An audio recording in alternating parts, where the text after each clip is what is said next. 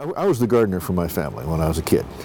I raised the corn and the beans out back, and it's kind of a lifelong thing. For most of the people in the garden, it's been new in the last 4 or 5 years. They haven't, but I have to get my hands in the soil, or it doesn't feel like I'm participating in the seasons. Like they're not running. Seasons aren't running through me, and I think that's an essential. Basically, we've got 7 different garden sites and over 290 garden plots, and people will rent the plot for the season. And we provide the compost and garden tools and water at each of the sites, and then basically the gardeners are responsible for attending that space for the season.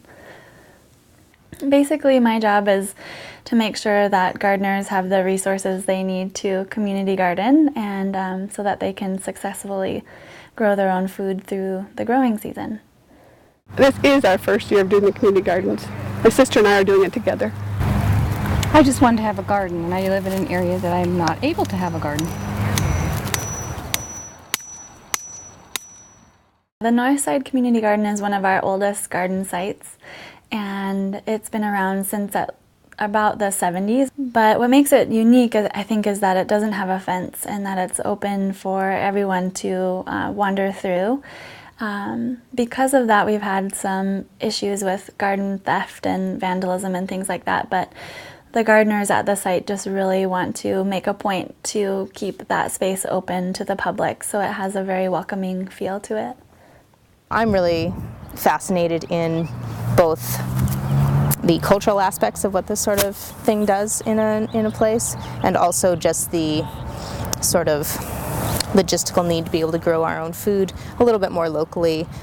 Maybe small scale is more realistic, and it adds a good natural calm space in an urban environment that people can come together around.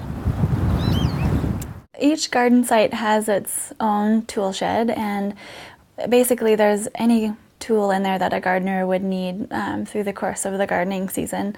We've got wheelbarrows, hoes, shovels. We also have sprinklers and hand sprinklers and hand tools and things like that. I think that community gardens are unique in that they attract a real wide variety of people.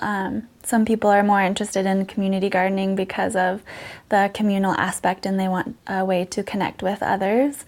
And while other people are really there just to grow their own food and things like that. So that's one of the neatest things about a community garden, is it brings people together who might not otherwise meet, and all of a sudden they've got a common purpose together. So.